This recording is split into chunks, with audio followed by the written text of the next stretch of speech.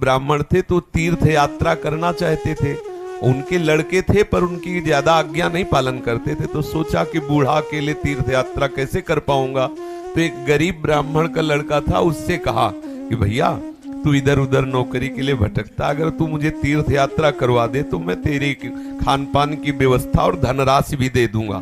ब्राह्मण ने कहा चलो अच्छा है, आपके साथ तीर्थों का भी दर्शन होगा। तो जहां जहां जाना चाहते थे उन जवान ब्राह्मण बूढ़े ब्राह्मण को ले गया, तीर्थ दर्शन कराती हो। जब ब्रज धाम आया तो उसको बहुत बुखार आ गया बूढ़े को। उसने बहुत सेवा की, जैसे मतलब माता अपने बच्चे की सेवा करती है, ऐसे सब सेवा की उस जवान ब्राह्मण ने। बड़ा द्रवित हुआ बूढ़ा ब्राह्मण, धनी ब्राह्मण था वो। तो गोपाल जी के दर्शन जब करने गया तो उसने कहा बेटा तुमने बहुत सेवा की है, तुम्हें क्या दे सकता हूं। मेरे एक बेटी है, बहुत सुंदर है बेटी, और बहुत धन संपत्ति मैं तुम्हें दूंगा। बोले देखो बाबा तुम तो यहाँ बोल रहे हो, घर में तुम्हारे जवान लड़के हैं, हमारी पिटाई करेंगे। बोले हम गोपाल जी को साक्षी करके कहते हैं कि अपनी बेटी का ब्याह तुम्हारे से करवा दूंगा और संपत्ति भी दूंगा। बात हो गई। तीर्थ यात्रा करवा के जब घर पहुंचा तो बूढ़े की हिम्मत नहीं कि बात कर सके लड़कों के सामने, क्योंकि बेचारा गरीब ब्राह्मण का लड़का। महीना भर सोचता रहा कि कभी न कभी तो सूचना दे, वो तो सूचना ही नहीं। तो घर गया उनके और बोला देखो बाबा आपने कहा था कि तुम्हारा, तो लड़कों ने धक्का लगाया और 2-4 थप्पड़ लगाए कि तेरी सामर्थ्य क्या है कि तू मेरी बहन से ब्याह करने की बात सोच सके। बोले नहीं बाबा ने कहा था। अब लड़कों की वो स्वरूप देख करके बाबा बदल गए। उनका हमें नहीं याद है कि हमने कुछ कहा था। अब उसने कहा अरे नहीं तुमने तो गोपाल जी के सामने कहा था। उनका हमें याद ही नहीं कि हमने तुमसे कुछ कहा है। पीट के भगा दिया। अब उस लड़के को इस बात का बुरा लगा कि तीर्थ यात्रा करके आया और कह रहा कि मुझे याद नहीं है। अब मैं अपनी तरफ से तो कहा नहीं था ब्याह करने की, और इसने हमारा अपमान भी करवाया, अब तो ब्याह करके ही रहेंगे। उसके जिद चढ़ गई। उसने पंचायत बुलाई और पंचायत में कहा कि इसने हमें तीर्थ यात्रा के लिए प्रेरित किया, तीर्थ यात्रा ले गया, मैंने इसकी सब सेवा की, इसने ठाकुर जी के सामने मेरे ब्याह की बात कही। तो बोले कोई और गवाही दो तब बात बनेगी। बोले गवाही में तो केवल हम ही और ये बुढ़ा और ठाकुर जी थे। तो बोले अब भाई गवाही तो दो में क्या, तुम जो कह रहे हो कि इन्होंने कहा, वो कह रहे नहीं कहा, तो तीसरा चाहिए। वो तीसरे में तो ठाकुर जी थे। तो बोले अगर गवाही दे दे तो ब्याह हम जबरदस्ती करवा देंगे। तो बुढ़े से कहा, तो बुढ़ा राजी हो गया, क्योंकि उसे पता था गोपाल जी थोड़ी आएंगे। उसने कहा अगर गोपाल जी कह दे पंचों के बीच में आके कि हाँ हमारे सामने ब्याह की बात हुई थी, तो अब किसी की बात नहीं मानेंगे, हम ब्याह कर देंगे। लड़के भी राजी हो गए, क्योंकि सबको पता था कि कोई ठाकुर जी मूर्ति थोड़ी चल के आएगी। और उसने मूर्ति नहीं माना था, उसने साक्षात ठाकुर जी माना था।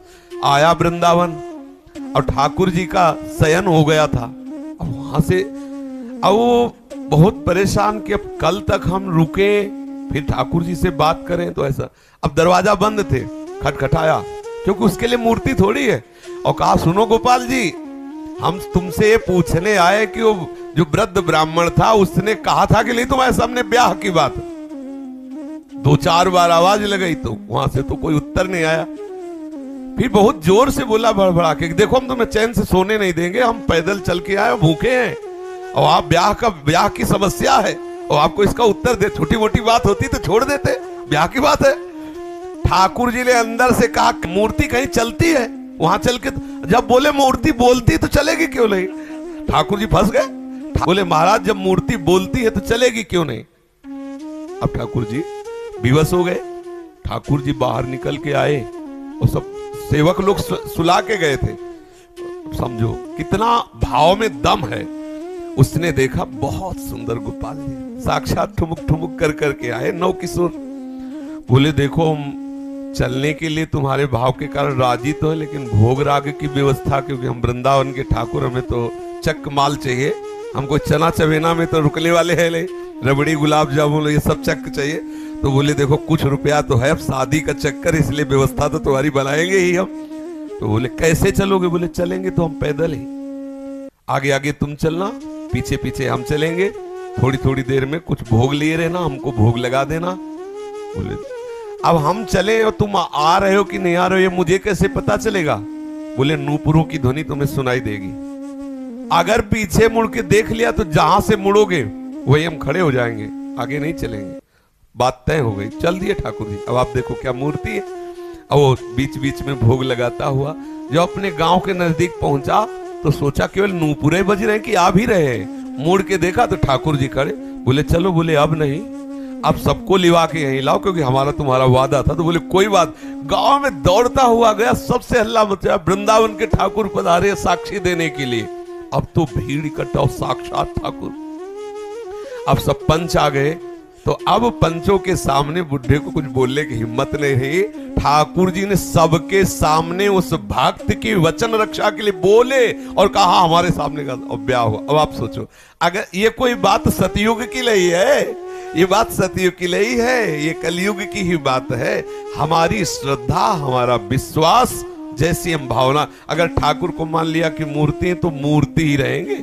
अगर मान लिया कि हम भले नहीं समझ पा रहे लेकिन हमारे ठाकुर है तो एक दिन वो समझा देंगे कि वो ठाकुर है। जो छवि हम देख रहे हैं, राधा बाबा के पास भी ऐसी छवि थी। तो राधा बाबा से ठाकुर जी बात करते थे, ठाकुर जी मुस्कुराते थे और हमारे सामने छवि, क्योंकि हम उन्हें फोटो मानते हैं। कभी फोटो और ये बात ना माने कि मूर्ति वो साक्षात है, ऐसी भावना करे।